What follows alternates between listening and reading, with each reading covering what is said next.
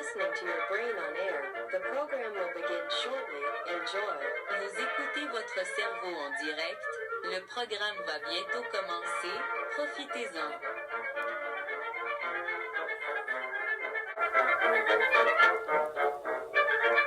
Good afternoon, everyone. Welcome back to Your Brain on Air. I am your host, Ollie Volt Larson. And what I don't like is if the business is true, that you left your moms in the hood, somebody go smoke that ute. You don't leave your moms nowhere.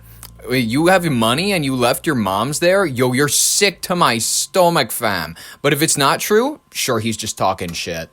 Ladies and gentlemen, I wanted to debut my best attempt at the Toronto accent because I love it. I love it. It reminds me a lot of Red Lake accents. It reminds me a lot of White Earth accents. Here, I'll play a little sample for you. What I don't like is if the business is true that you left your moms in the hood, somebody go smoke that you. You don't leave your moms nowhere. You have money and you left your moms there?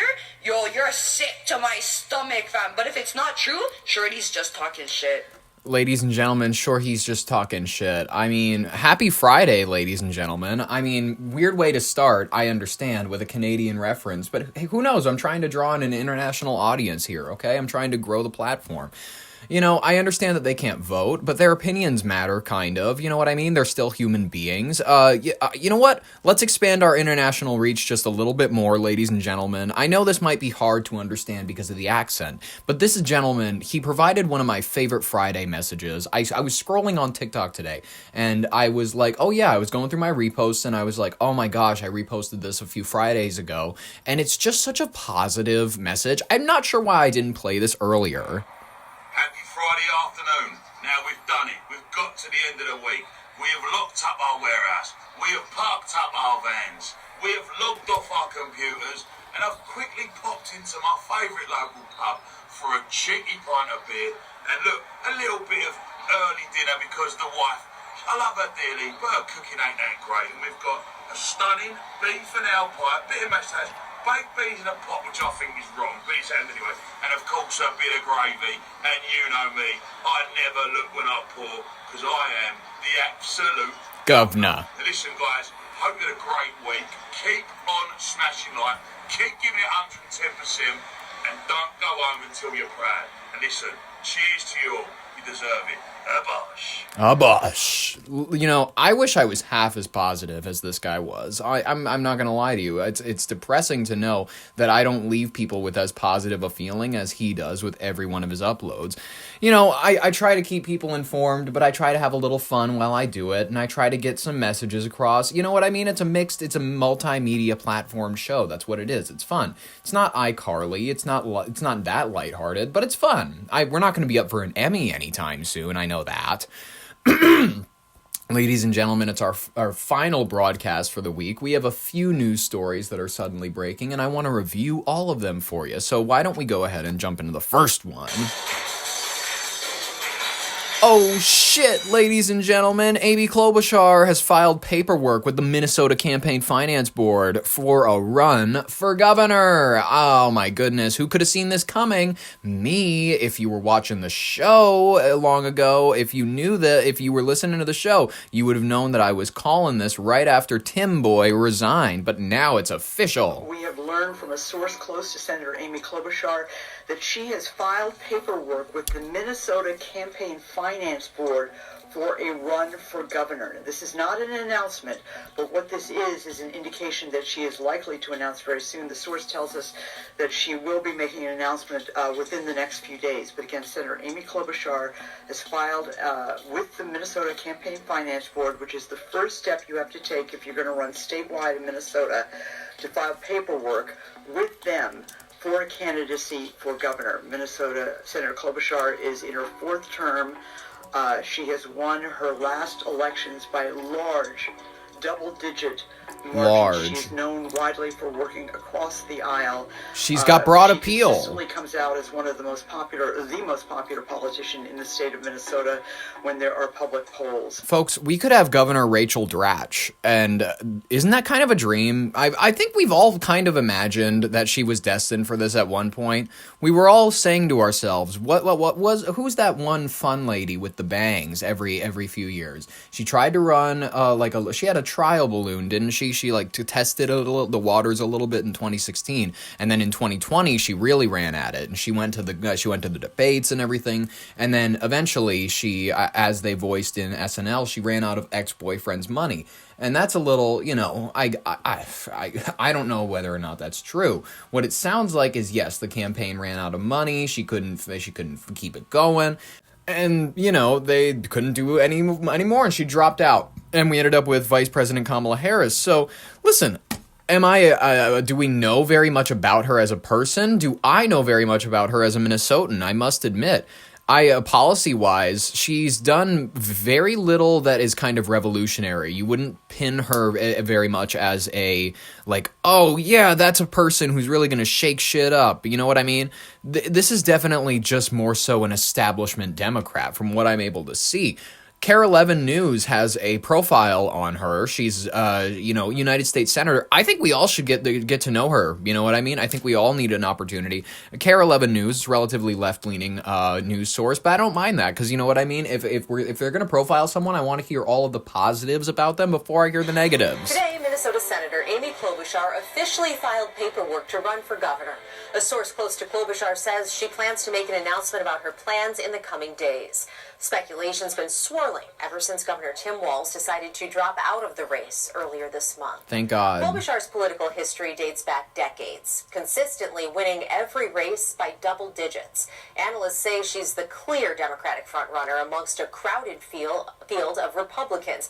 And if a woman wins, Jennifer Hoff reports, it would also make state history. I am asking you to join this campaign. On a snowy day nearly 7 years ago, yes, Minnesota Senator Amy Klobuchar launched a presidential bid that would be riddled with problems, from a lack of staff to funding, forcing her to... Yes, oh yes, okay, I remember her now, because listen, this is an odd quirk among a few female politicians that I've seen. Female politicians specifically. We've had, what's her name, also running for governor in California, Katie Porter. They have histories of their staff... Sorry, I wasn't done talking, excuse you. They have histories of their staff not having the best things to say about them. Which, listen, let me put it this way gently. If a man did it, it would be called leadership, all right? Let me just say it. When Amy is out there yelling at her staff, at a 20-year-old because they got maybe a coffee order wrong, listen, something has to give that kid a spine, because politics is going to be a lot tougher than some lady, your boss, yelling at you. It's going to be a lot tougher. You're going to have attacks from not just your friends, your enemies. She has to ready you for battle somehow. Concede, marking the only time the now 65-year-old has ever lost. It's always a misdemeanor. A lawyer, Klobuchar was elected as the first female Hennepin County attorney in 1999, passing a felony DWI law, but criticized for using faulty evidence that sent a teenager to jail. Again, it's too early to say that. Leaving that post then to run for Congress in 2006, when candidates sparred over prescription drug costs in the Iraq War. Nice, I was 3. 60% of the vote then, to also become the state's first female United States Senator. Going on to win that post 3 more times. University of Minnesota political scientist Larry Jacobs calling her a frontrunner, as she has now officially filed to run for governor. She has a way of connecting and talking with folks that has really worked. Jacobs says Klobuchar visits every Minnesota county and often outperforms, even where people vote for President Trump. I think we should have battle of the women for 2028. You know what I'm thinking for the matchup? Hear me out. I know you're probably going to be mad about it. She's going to be the Democratic pick, Amy Klobuchar, obviously, because she'll be governor for maybe 2 years, and then she'll be like, all right, fine, fuck it, I'm going to run for president, because why not? Actually, you know what? Fuck it. I'm shifting to 2032. I'm doing this because it's messy, and I'm thinking of this on the fly. But the alignment will remain the same. because 2028, obviously J.D. Vance will win, you know what I mean? It'll be debatable as to whether or not he will be the pick, whether or not his first term goes well, you know what I mean? So we're just going to say that falls to the Republicans in 2028. 2032, the matchup is this. The Democrats have Amy Klobuchar, and you know who's a VP pick? It's not Cory Booker. It's not Cory Booker. His chance was long ago, and he weirdo stares and like eyebrow moves and what's his name? He like filibusters himself into obscurity to the point where everybody looks at him and feels that he's unelectable on the national scale. You know who it is? It's Pete Buttigieg, because that's what I'm just going to say. Amy's going to have the bravery to do what Kamala couldn't. She's not going to hire a Menards employee to make middle America feel safe. She's going to hire a solid operator called Pete Buttigieg, a gentleman who, you know, had decent enough appeal to win in Indiana. You know, isn't that where he's from? That's right. Yeah, South Bend, Indiana. You know, Mayor Pete. That's what everybody knows him for. And by the way, I will say this, his husband is so feminine, he's basically still in a straight relationship. That's all I'm going to say. He's got a very strong name recognition throughout the state as someone who's pragmatic, not an ideologue on the left, and she's got an enormous amount of money. What criticisms or hurdles may she have to overcome in this race? I think she's going to have to prove that she knows the challenges we have here in Minnesota. She's ready to roll up her sleeves. And most importantly, what is she going to do about the problems that Tim Walz has left her?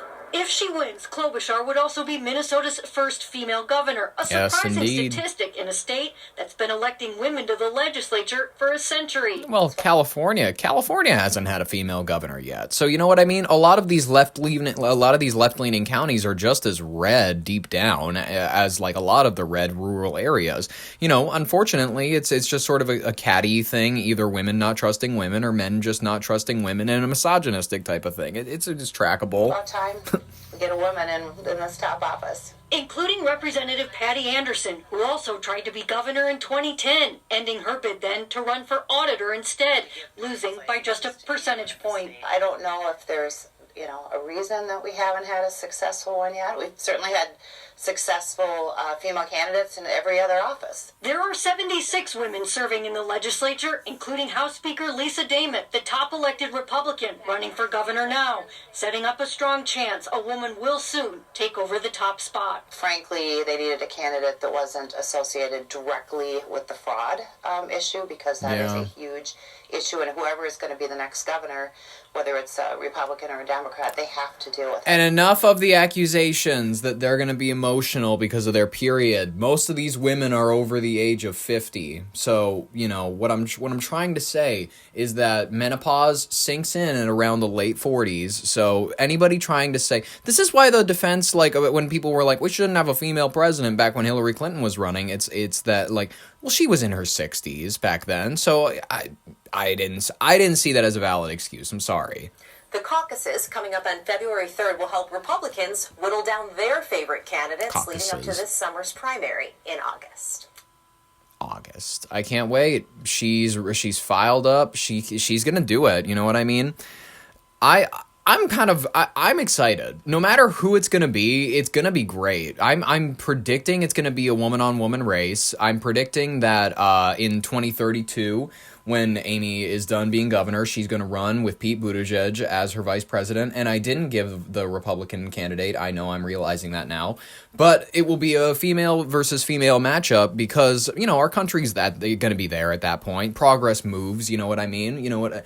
I think we had to get comfortable with a black president first, and then we got comfortable with a black vice president. Also East Asian, whatever she wants to. She's a lot of things, you know what I mean? She's quite a few things. And I don't know what predominantly she would be considered because her father was Jamaican and her mother was a East Asian.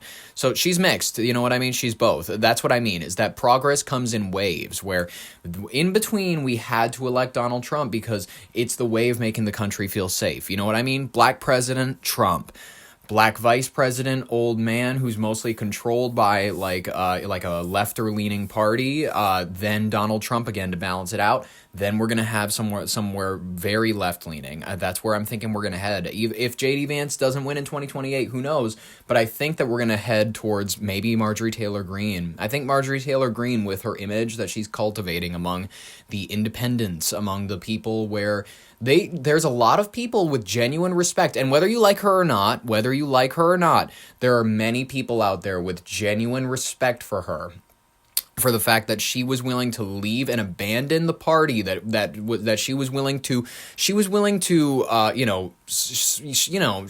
be in the circle jerk for the longest time. She was willing to be in this little club where they would just pump each other up. They would be like, yeah, you did good. And she was willing to turn against them because of this one issue. And she even said it herself, and I cannot play whatever. Oh, that's not really your reason with people. I try to take people at their words, because that's the only thing that we really have, are people at their word, and their behaviors are kind of enigmatic at that point. And that whatever. From her words, it was out of her concern for these women, and I will say, I respect her. I respect her for that. And I think that's a lot of people's image of her. And I think that a lot of people are willing to forgive and forget Jewish space lasers, because admittedly, I think anti-Semitism is admittedly a lot more appealing to a lot of people than we'd like to admit. It's a lot more like cultivated in our culture than we'd like to say on the surface. You go to Instagram Reels and you'll find like a few memes that will after you scroll down these, you're going to start saying to yourself, well, maybe there's something there.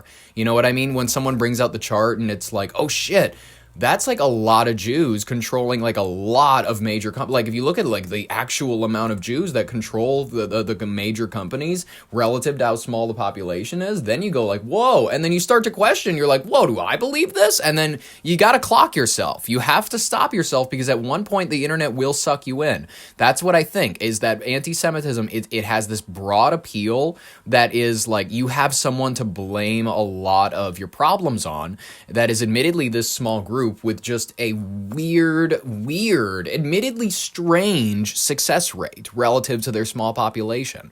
You know what I mean? That's something that comes across a lot of people's minds. And I think Marjorie Taylor Greene, admittedly, is one of those people. And I think that she will be able to harness that. She'll be able to go, hey, everybody's gone on Instagram. Everybody's seen the numbers. Hey, I'm not the person who made every United States president go and kiss the wall of the temple. Listen, you just look at the things yourself, you know what I mean? And then everybody's going to have to kind of go to themselves, and they're going to have to go like, well, yeah, she's kind of right a little bit. Like, there are these weird coincidences, and they can kind of make you, if you're a bit of a nut, if you have that weird imaginative mind, if you're that kind of like person who likes to see the patterns and whatnot, yeah, you can drive yourself nuts. We've already seen that. That's evident. The way that people will drive themselves insane because they start to see numbers, or they see coincidences, and they tell you like, oh, I had a dream about this. Like, you know what? People will mysticize everything in their life. So what I think that Marjorie Taylor Greene is on the vein of in American life is that like, hey, we're all fantasy oriented. You know what I mean? I think that's going to be the theme of 2032. Fantasy oriented, more magical thinking that is kind of like, the Marjorie Taylor Greene party. And then we're going to have hard-nosed operator, hardened by a few years of governorship, Amy Klobuchar, with her gay little friend, Pete Buttigieg. I don't know, maybe Marco Rubio. Marjorie needs a gay little friend too. That's my prediction, and I'm standing by it, ladies and gentlemen. That's just me. I think we should jump into our second story. Why don't we? Looming ice storm, ladies and gentlemen. It could be among the worst on record. Get nervous, folks. This major weather alert is sweeping across a lot of the United States right now. As of today, January 23rd, forecasters are warning of a massive winter storm, sometimes called the Winter Storm Fern, that's already starting to move in. It's expected to bring dangerous mix of heavy snow, sleet, freezing rain, and crippling ice accumulations across the southern Rockies all the way to the northeast. Millions, potentially 200 million people are in the path. The winter storm warnings, ice storm warnings, and extreme cold alerts are stretching more than 2,000 miles. At least a dozen states, including Texas, Arkansas, Louisiana, Mississippi, Alabama, Georgia, the Carolinas, and the others farther north, such as New York City, the East Coast.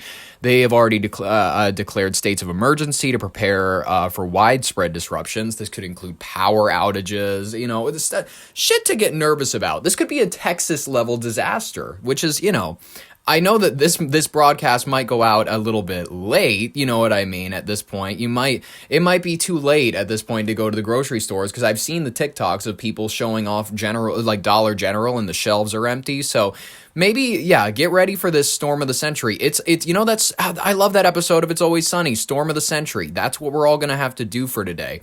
And maybe not all of us. If you live in the states that are unaffected, just kind of watch and have fun with that. Biggest concern is that the ice storm is in the south and the parts of the Midwest, where even half of an inch of ice can be devastating, toppling trees, snapping power lines, causing outages that can last for days or longer.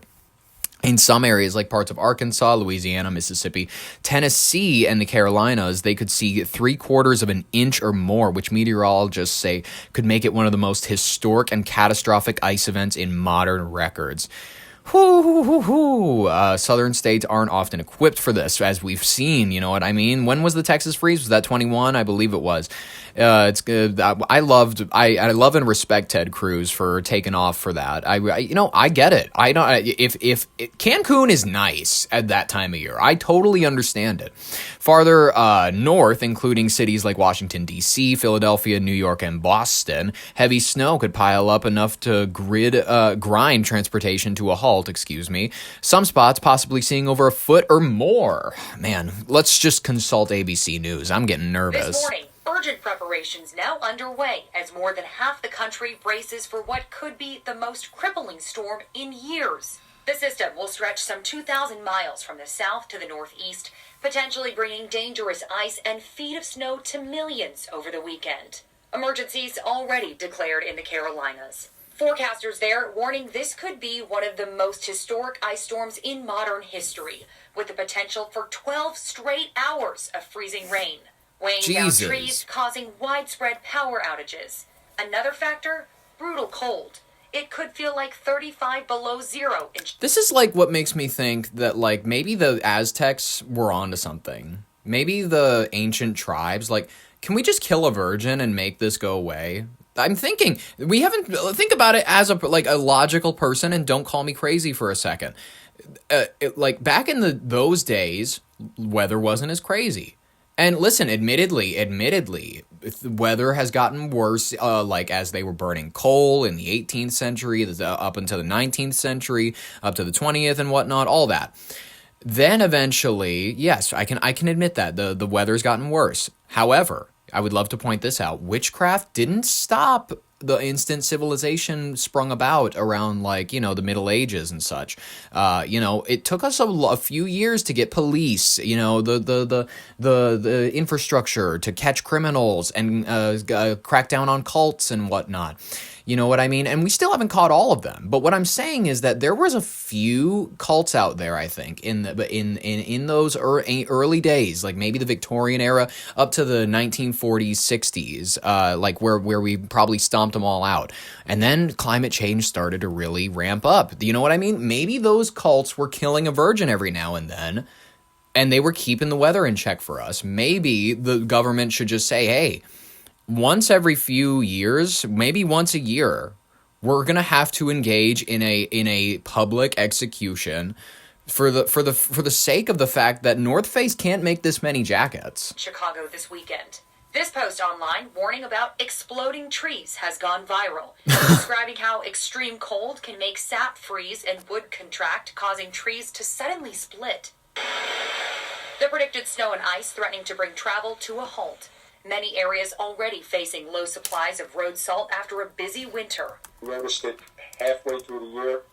They were limiting the amount that we were able to bring into the store. Major airlines are already waiving rebooking fees for impacted travelers. In Texas, some residents are racing to buy portable generators to stay warm, hoping to avoid a repeat of the storm that left millions without power for days back in 2021. During that storm, Senator Ted Cruz faced scrutiny for taking a family trip to Mexico. Because he's a good dad. Stop. Enough. Okay, I'm done with people attacking Ted Cruz. He is, yes, I understand he's fine with regime change in Iran. It's happening. So like enough. That's not something to criticize him on anymore. I respect him for being a good father who got his children, who got his wife out of that God-forbidden, God-forsaken state during one of the worst times. If it was, they would have frozen. Like, what did you want him to do? Die like the rest of his population? Online, but his office says Cruz will return before the storm.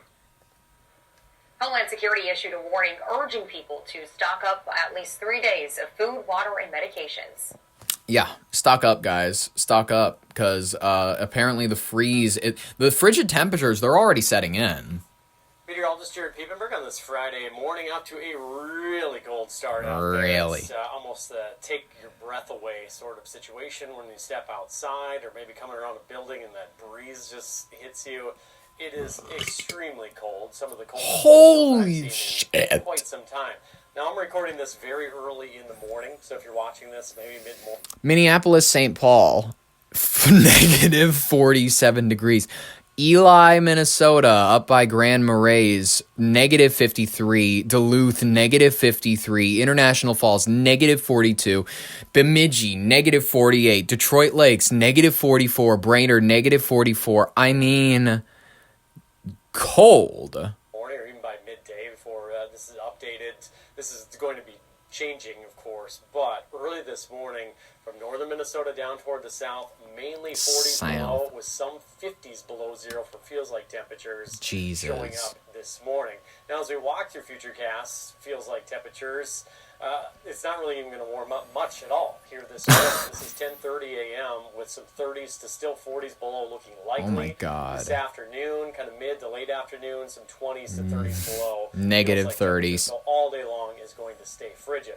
Now, as we move ahead into Saturday morning, still very cold, 20s and 30s below, maybe some 40s below up north. Oh my We're not going to have a God. whole lot of wind tonight, so the feels like temperatures won't be quite as bitter as what we're waking up to this morning because there's still a breeze out there. As we head towards Saturday afternoon, feeling like anywhere from some single digits above to teens and some 20s scattered over there. It's still going to be very cold today, the whole weekend. But a frigid, breezy one, especially this morning, we'll have a little bit more wind out there. 9 below for the high temperature, and I think at the warmest part of the day in the Twin Cities metro, around 25 below. Does anybody else remember that episode of A Little House on the Prairie? It's like the Pa is telling them they have to bring in wood for the fire, and the girls, they're like, what are you talking about? And then he tells the girls a story about how there was these girls that were in a cabin, and their family went away for some sort of trip. They weren't able to come back home because they got frozen out. The blizzard hit, and they had to stay wherever they were staying in town. And the girls were stuck inside, and they didn't bring any wood inside for their fire, so they ended up burning the chairs. They ended up burning the blankets. They burned everything inside the house, and then eventually the fire, it has nothing to be fed. You know what I mean? So the girls are just sitting next to the dying fire. And then eventually the parents get home after the storm lets up. I think it's days later. And then they come home and they find the girls of, what's it called? I think Pa says frozen stark stiff is something that he says. And that's real. If you don't remember, that takes place in southern Minnesota. So that's just a taste. It can get brutal. I remember when I was a kid, I was growing up in Detroit Lakes, Minnesota, and one of the major stories that we were told about kind of, staying inside, especially when recess hours, they were like, just stay inside and play cards, because if you go outside, you're going to freeze. One of the things that our teacher's assistant. Is it teacher's assistant? The person who isn't really a teacher and like has like a side job half the time. You see him during the summer and you're like, I see you in class all the time. Anyways, that person, this teacher's assistant, she used to tell us these stories in order to scare us into staying inside for recess. One of the ones she told us was about the Great Freeze of 19, I can't remember what it was. I was a youngin', and I wouldn't catch all the details, but she would gather all the children around at the area when all these kids, they were just like, we want to play not video games, we want to play board games, we want to read, do other shit. She would terrify us with this story of how there was a great freeze one year and a bunch of kids, they were going to be walked home by a teacher because their parents, they were home and they needed to eventually get home. But this is how the town got the idea that it's an awful idea to send people home, especially during a freeze out. This is why if there ever was a major blizzard, they would keep us all in the school. They tried to walk these kids home, and then same situation happened. They ended up, until the blizzard was, walkable, until the weather was, traversable, and the wind had let up enough to where you could see 5 feet in front of you. They went out and discovered this girl that was walking all these kids home, and they were all frozen. And that was in the town that I grew up in. It's pretty nutty. You know what I mean? And I'm not even sure if this bitch was lying. I don't know if she was making it up. I'm pretty sure she wasn't, because I remember other kids saying, no, I looked it up in a book one time and it's true. And I'm going to trust them. I'm going to trust that they're not lying to me or they're not bullshitting me. Whatever. Stay warm. That's all my advice can be, really. If you have a fireplace, use it. It's gonna feel like a cozy video game. You know what I mean? You're gonna sit next to a fire, cook beans over it. I'm just kidding. That's probably gonna give you botulism. Don't do that. I'm retarded. Don't listen to my advice on this.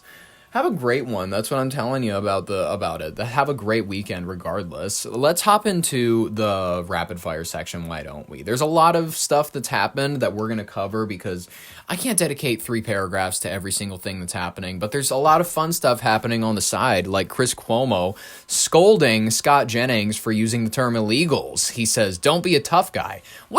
I will ask this. Scott Jennings, he got in trouble for calling illegal immigrants illegals, and illegals, I don't necessarily find... I understand people could have an issue with how it's too clinical, it sounds Germanic, it sounds like... And I'm like, what do you have against Germans? I understand they did some bad stuff here and there, but like, listen... I don't illegal immigrants. That's kind of the terminology I grew up hearing. You know what I mean? Undocumented. I don't remember undocumented until like after 2020, like right around the George Floyd turn of the era. I'm just gonna be honest. That's kind of when I remember it being undocumented. It's not illegals. But apparently Chris Cuomo, he has an issue with Scott Jennings for using the term illegals. I want to review his words, because Chris Cuomo, if you don't know him, he's the greasy... I would say he's I don't know how he achieves it, but he's the greasier of the Cuomo brothers. The Cuomo brothers are these 2 meatballs out of New York City, and one of them is a news reporter. One of them was... governor of New York City, and he ran the state into the ground.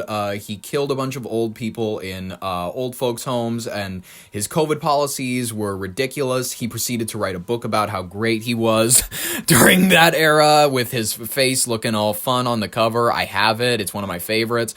And then his brother, Chris Cuomo, is the slimy guy on CNN who he's trying to be one of these independent guys, like Tucker Carlson, who's like, fuck the mainstream media, man. I'm just gonna talk straight into the camera and fucking with my messed up hair and my unbuttoned, that looks like a cowboy shirt. What is he wearing? What are you, bully now? What are you, tough guy? Because you're talking to this kid who happens to be right, calling people illegals. They're called illegal aliens in the law. And you know what? A long time ago, Republicans and Democrats switched to undocumented. When? Why? Because it seemed inhuman. Seemed inhuman? It's true. It seems inhuman. You can talk about your emotions all you want. If someone's using clinical language and it makes you feel bad, I'm sorry to say it. Penis is not more offensive than dick. Why? They changed the vernacular, and you know it. But that's not the point. The point is... This is like getting mad at someone for saying penis instead of wee-wee. It's like, we change the vernacular because it makes people uncomfortable when you say that word. We say wee-wee. That is our term for it. Undocumented, that almost makes them sound worse. That makes them sound like the Bourne Identity. That's why. They changed the vernacular, and you know it. But that's not the point. The point is, how are you going to do it? What are you going to do? What are you? You're a tough guy now, huh? I thought you were just supposed to be the simpering, but, open to conversation Trump defender. Of course, I remember you when you said he was like the worst thing in the world. But everything's convenience these days, right? It's getting you paid. But be careful. If you want to be a tough guy, there are plenty of tough guys out there. You want to see how somebody can make you stop saying illegal, and then what are you going to do, sue? Tough guy. How are you going to enforce that? So if somebody beats your ass because you're being rude and disrespectful and causing division in this country that's causing distress and pain. Distress and pain. Chris Cuomo's going to beat your ass, guys. If you use the term undocumented, no, not undocumented. If you use the term illegal instead of undocumented, I use the term illegal all the time. Illegal immigrant. I use it all the time when I'm in conversation. I think that, like, later today, if I'm walking around, I should be worried because Chris Cuomo is going to come and he's going to deck me. I'm worried. In the streets and making people want to hurt one another. If you really want to be a part of that, as the expression goes, FAFO, don't be a tough guy. Make tough points. But remember to be decent. You're not a tough guy. Did you just stumble over your words in a threat?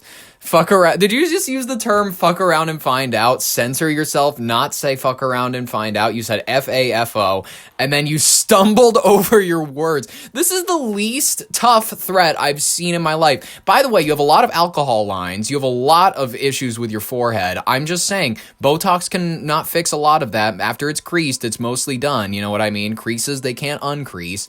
I'm just saying, buddy, there's a lot of issues that we can address around you, your appearance, your attitude. I don't see the issue. He said, what are you going to do to make me stop saying illegal? You know what I mean? It's freedom of speech. You're allowed to use that term. And he's like, if someone beats you in the streets, you're going to deserve it. I like it. Pain all over the streets and making people want to hurt one another. If you really want to be a part of that, as the expression goes, FAFO, don't be a tough guy. Make tough points. Remember to be decent. Make tough points. Remember to be decent. You're not a tough guy. Okay? You're a guy with slick to the side hair, a slick tongue, and everybody knows what you're doing.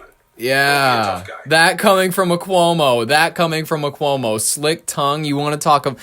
Oh man, you look like you just licked a pussy. You've got such a slick tongue, you fucking freak. I'm sorry, that's my honest opinion of the Cuomos. I don't trust any of them, and that's an honest takedown. If you're a Democrat, you shouldn't. I'm gonna say this. The only reason I supported his brother is because I thought his brother would be a better governor than Mamdani, not governor, mayor of New York. Excuse me. My real candidate that I wanted to win was Curtis Sliwa because I just love him. I love Curtis Sliwa. I think his vibe is great. I think he would have been the best candidate, but he had never had a chance. So that's why I encourage people to vote for Andrew Cuomo. That's why I thought it would be a better idea. Whatever. Chris Cuomo's he's a joke. He's funny, he's goofy, and I like him. He's got a bigger audience than me. I will give him that. He's always going to win in a popularity contest and a likability contest. That's perfectly fine and understandable, but he's just a goofball, and I love him. And we can be goofballs together because we're goofy. That's what we do. We make the internet content that everybody gets a laugh out of. All right, U.S. and U.K. tensions over the Trump remarks at NATO. Man, the British PM Keir Starmer, he's publicly rebuking the calls, man, of President Trump's comments suggesting NATO forces should stay out of the Afghanistan frontline combat. He's calling it, frankly, appalling. I mean, yeah, the dispute is, really, it's getting worse over there. And Keir Starmer's a weakling. weakling. He's not a genuine PM to be taken seriously. And when I say he's a weakling, I mean that he, on a negotiating front, he kowtows to anyone. He kowtows to the Russians. He kowtows to his own people. He kowtows to the radical wings of his party. And when it comes to his core principles, I see no headway. I see no, he's not steering his own ship. Whatever, it doesn't matter. Ukraine and U.S.-Russia trilateral talks are beginning in Abu Dhabi. Man, the Ukrainian, Russian, and U.S. officials, they're starting a three-way negotiation aimed at progressing peace talks. Russia has tied any deal to Ukrainian concessions in Donbass. It's creating a lot of mistrust and uncertainty about prospects for an agreement. Oh, no. I mean, let's just put an end to this. It's almost 4 years? I think it's about 4 years. Whatever. Bulgaria's president has their resignation approved. Bulgaria's constitutional court endorsed President Rumen Radev's early resignation, accelerating political change ahead of the new parliamentary actions. Vice President Ilyana Iotova, will serve as the interim leader. Good for her. That's a boss girl. Awesome. U.S. has finalized a break with the World Health Organization, as we've covered recently. I'm really not excited for that. Listen, we can still take their advice. Doesn't mean that we're going to be giving them money, funding their research, or, it really sucks. This is an L move. Listen, I'm curious as to whether or not RFK Jr. had anything to say about this, and I want to hear his take about it. Maybe let's look into it. We'll come back at you with that another episode. Man, Border Patrol highlighting a lot more about their immigration operations. U.S. Border Chief Gregory Bovino is being held in high-profile press event in Minneapolis to defend the aggressive immigration enforcement actions. I mean, we covered it yesterday. He released the green gas. It was Gotham City. As I've been covering the descent of Minneapolis, I would love to label that Greg Bovino has become the Joker. He's become the Joker because of this fact. He's gassed many people of the streets with this, and I have never seen this. I've never seen tear gas with such a distinctive green glow. That's why I've decided to label him as such. Trump has filed a $5 billion lawsuit against JP Morgan. He's suing JP Morgan Chase and CEO Jamie Dimon, not Diamond, D-I-M-O-N, for $5 billion, alleging political debanking. Interesting. Oh, Wisconsin legislative session goes off air. A network shutdown left Wisconsin lawmakers debating behind closed doors without a public live stream or video view, raising a lot of transparency concerns. Critics around that town are arguing it's undermining the democratic oversight at the state level. You should be nervous about that. The Trump administration's Davos presence has gotten a lot of backlash at the World Economic Forum in Davos, Switzerland, MAGA-themed U.S. pavilion, and Trump's aggressive rhetoric that he spewed about, as we saw at the speech, including threats towards Denmark over Greenland, drew a lot of international criticism. We're not looking good on the stage internationally. I don't want to use the term international so much, but there's nothing that's going to stop me. International. On the international stage, we look terrible. Among other nations, we look kind of...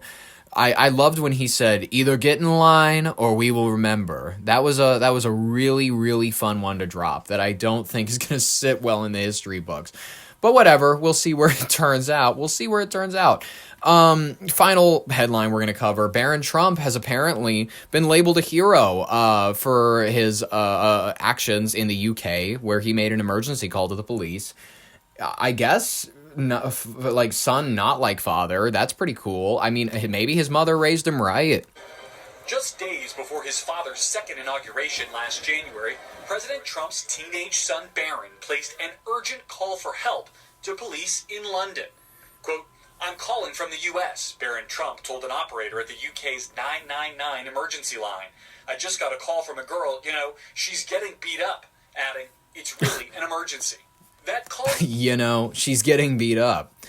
God, he talks just like his father. I just got a call from a girl, she's getting beat up. Transcript released released by prosecutors, now key evidence in the London trial of 22-year-old Russian national Matvey Rumietsev, accused of rape and assault, which he denies. The January attack allegedly witnessed in part by Trump, whose late-night video call to the victim was briefly answered by the defendant, whom Trump would describe in an email to prosecutors as a, quote, shirtless man with darkish hair, according to British media covering the trial. The victim reportedly praising Trump in testimony Wednesday, quote, he helped save my life.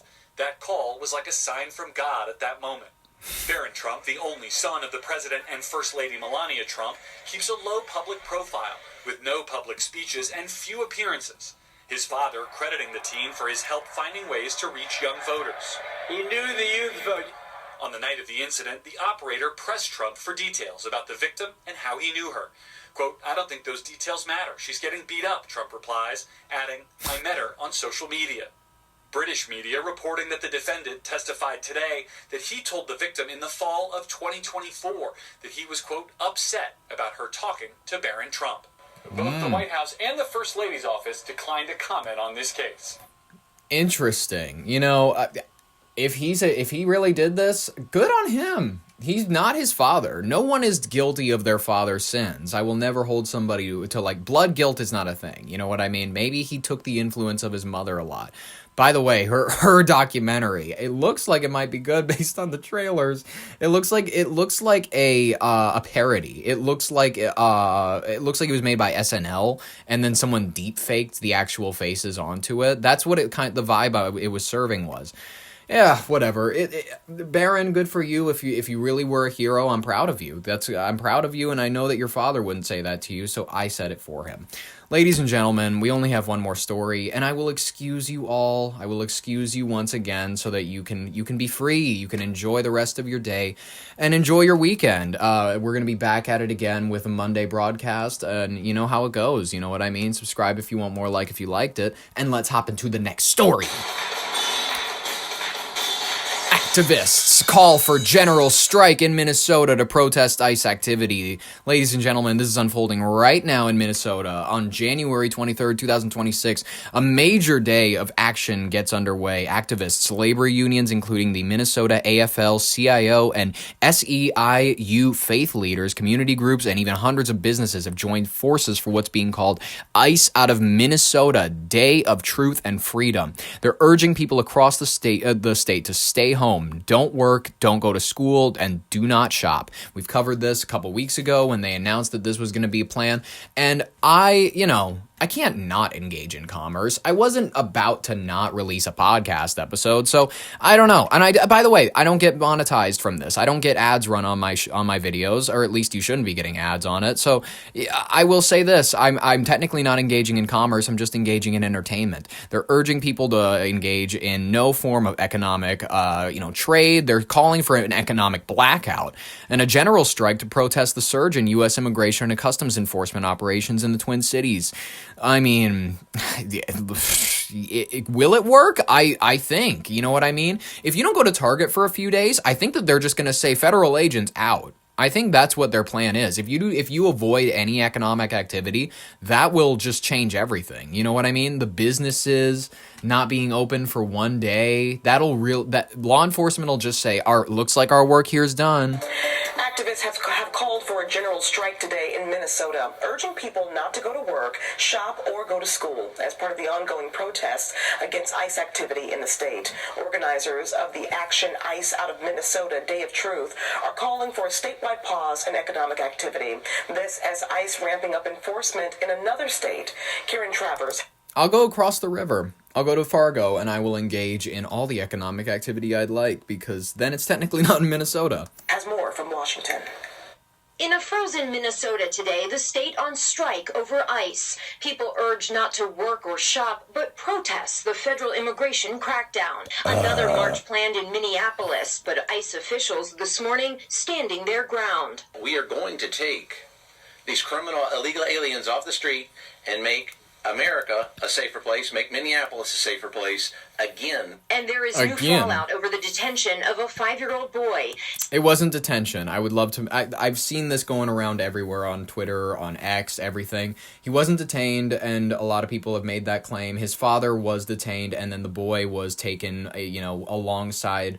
what's it called, agents into, because what I'm not saying, listen, J.D. Vance, his take on it was, what's it called? He used the term, and I don't know why they're using this term, aliens. Why aliens? I don't think it's helpful in the terms of, like, your language. Yes, I understand, it's performative cruelty. It's turning up the valve, it's making it look worse. It then makes your actions in general feel as though, oh, we shouldn't be engaging in any deportation. You know what I mean? It makes people feel as though, like, well, then why, if we're gonna be engaging in taking moms out of here that maybe just, they need to renew their green card, or like permanent residents or whatever that have issues with their paperwork, and then just like they need to review them. And then we're taking them and we're boxing them up and we're sending them back. I think that's where you have a lot of people going, like, let's just not have any deportation at all. And I'm saying no. The exact opposite reaction to this kind of stuff is not to go abolish ICE. And that's going to hurt AOC's election chances. That's why I'm saying that's going to be Amy Klobuchar in 2028. So, listen. With the 5-year-old, yes, it sucks. It sucks, and it sucks. It sucks that his dad got arrested. It sucks that whatever. I don't know what happened. You know what I mean? I don't know why his dad engaged in that behavior. I don't know why his dad decided to traverse the American West with his son. You know what I mean? And try to find work. I'd say in any situation, though, you should be going, maybe I should get rich first, and then I will, have the child. I will get my citizenship, I'll work for a few years, I will get my paperwork in order, and then I will have a child. Otherwise, anchor baby, that's just, it makes it so much more PR, it makes it a nightmare politically, it makes it one that it is difficult to argue for, like, people who are centrist minded, who just want, like, decent minded immigration, that just want people, I just want people that are, like, who came here illegally to fucking be sent back so that they can, get in line, because I think that you should come here, I think you should come here legally, I think that you should come here the proper way, you shouldn't be allowed to hop the line like a lot of people are pushing for, you know what I mean, this sort of path to citizenship where you don't have to, I'm in favor of remain in Mexico. I think that that's not a bad idea for a lot of these people. You know what I mean? Depending on where they're from. And unfortunately, you can't deport people who, if they were born in the United States, they've lived here their whole lives. You know what I mean? That sucks. I'm not sure that that's exactly what's going to happen to this kid. It sucks. This whole situation sucks. It sucks. The detention of a 5-year-old boy. School officials say 5-year-old Liam and his father had just pulled into their suburban Minneapolis driveway Tuesday when agents took the father into custody. School officials then saying an agent essentially used the 5-year-old as bait, directing him to see if anyone else was home before taking the boy away. Witnesses say multiple people, including... That is nutty. You know what? It is just a good idea. I will say that is resourceful of the agent to just grab the kid by the backpack and hold him up and be like, "Hey, anybody else?" It's like you know what I mean? You see if anybody peeks at the window, and then you're like, there they are. I see them. You know what I mean? It's nutty. The boy's mother offered to take him. Instead, ICE officers took him away with his father. There was another adult who lived in the home that was there saying, "I will take the child, I will take the child." DHS telling a different story, saying ICE did not target a child, claiming Liam's father is an undocumented immigrant who fled on foot, abandoning his son in the driveway. Well, what are they supposed to do? Are they supposed to let a 5-year-old child freeze to death? And ICE also ramping up operations in the state of Maine as part of what they've called Operation Catch of the Day. One of the defenses that I have heard that I go, okay. I've heard this defense, which is there's people in the house. They're yelling like, I can take the kid in there.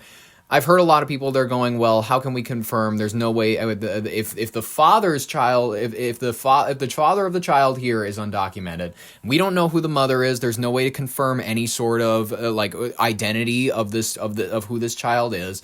Their premise, or at least the one that a lot of these, because let's remember, untrained, bumbling folks that are operating as federal agents, they're not going to have the most worldly knowledge of who they're arresting. So as a result, they have no fucking clue who they can leave this kid with without it coming back to bite them in the ass, because who knows, maybe this person in their house is the proper mother. Who knows, maybe this person in the house is actually some girlfriend of the guy that you just arrested, and then she's going to take the kid and they're going to take off somewhere and you'll never see him again. There's real things that you got to consider in the minds of oh yeah, these are fucking idiots that are operating as federal agents. Of course they're not going to make, the best, most level-headed minded choices, but also there are some angles where you can go, all right, if you were in a heated confrontation, yeah, you would go I don't know who to leave this kid with, so let's just bag him up. Bag him up. Protesters taking to the streets there as well as fear spreads through immigrant communities. People are being snatched off the street, taken to undisclosed locations. Here in Washington, the House passed legislation to fund the Department of Homeland Security and ICE. Because the bill placed no limits on ICE, most Democrats opposed it, but the ones that voted yes on passage say they did so to avoid another government shutdown. Karen Travers, ABC News, the White House. I mean, it's getting worse. It's getting so much worse, guys. And I don't know who can save us. I don't know who can save us except for Mike Lindell. You know what I mean? He's also running for governor, so let's not forget. Can you imagine the MyPillow CEO? He's governor, and then suddenly we all go, maybe we should just stop fighting. Maybe we can all imagine he's the one who unites us all. First, our best governor is a wrestler, Jesse Ventura, and then it's a TV salesman. I like it. I like the image that we're cultivating as a state. Minnesota, we're truly... No other state is like us, and I like that about us. I love it about us. No one has quite our accent. No one has quite our norms. No one has quite our customs. No one has quite our diverse population. I love it. Bunch of officers. This is just daily life here at the moment. People just driving by, flipping off ICE agents. Right there, and they can't even go out because of them. I fucking hate all this shit. Cops are pulling out. Blue Subaru. I'm not sure if you're on the call. Did you arrest anyone? Are you guys reporters? Yeah. Wonderful. You're doing your job? Yeah. I am too. Have a blessed day. What's your job? What happened to you? I just got random. That's like an Asian woman working as ICE. I told you, I've been predicting this for a while. Asians are becoming the new whites. They're more successful than whites are on per capita. Just saying, you know what I mean? You don't see Appalachia populated by the Vietnamese. You know what you know? Said they're random check. I'm a U.S. citizen, and they accused me of armed robbery. Armed robbery? Yeah, which has never been on my record. How long have you lived in America for? Well, since we were little. Yeah, more than 30 years. 30 years. You never Man. expect to get treated like this? No. Was it because of how you look? Is that what happened? Yes. I think so, you know? They were racially profiling us. Minneapolis, the latest target of the Trump administration's mass deportation agenda and crackdown on civil liberties.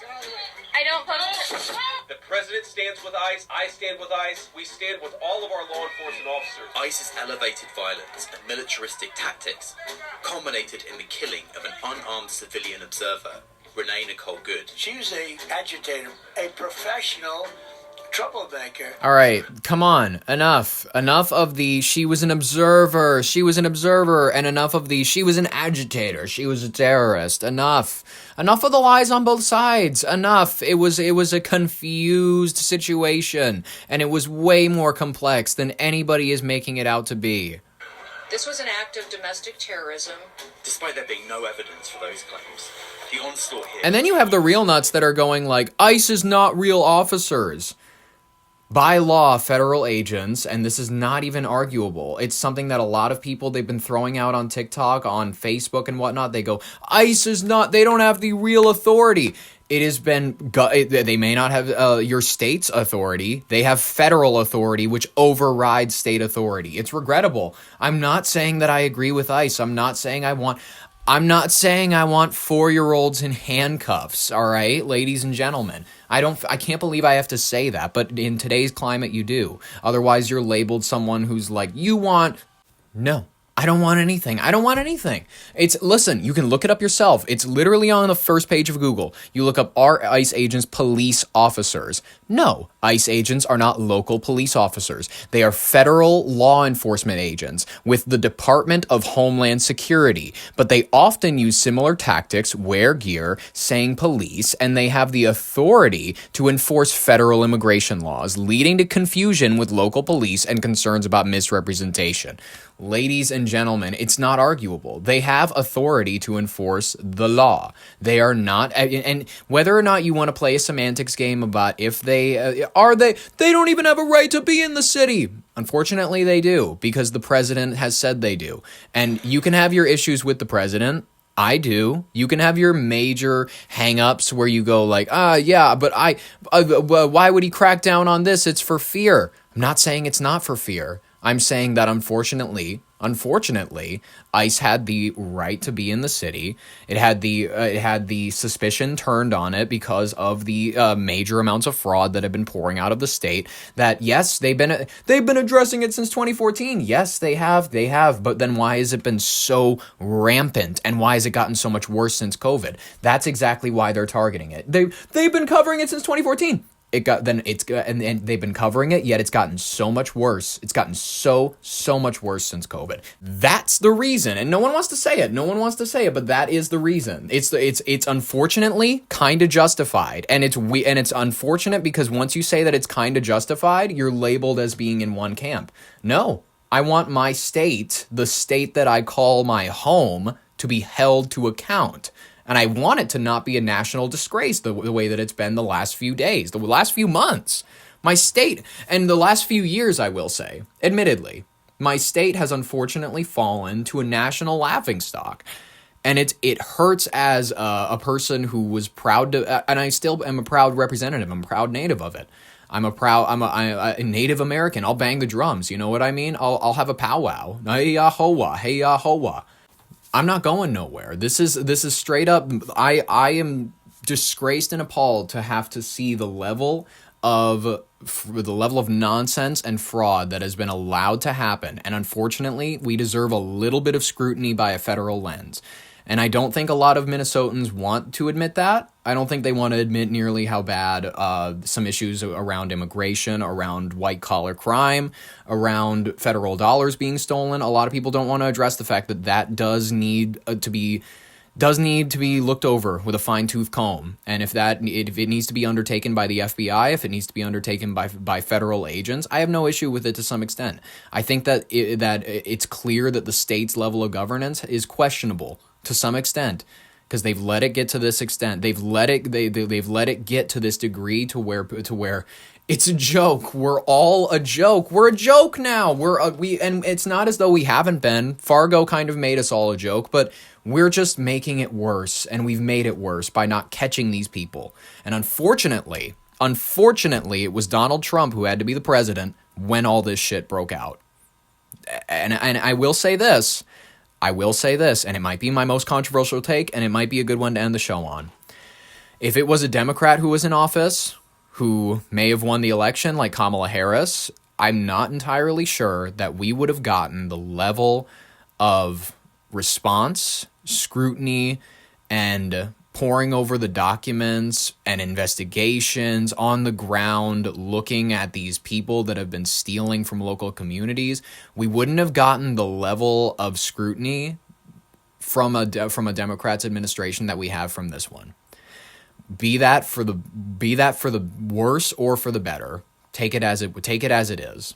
That's how I honestly look at it, ladies and gentlemen. And with that final layer of honesty, ladies and gentlemen, I appreciate you being here. This was fun. I hope that you have a great Friday. Hope you have an even better and less, cold than it should be weekend. Stay warm. Start a fire. Get blankets. Do whatever you do. You know what I mean? Drink coffee in the morning. That's what I do.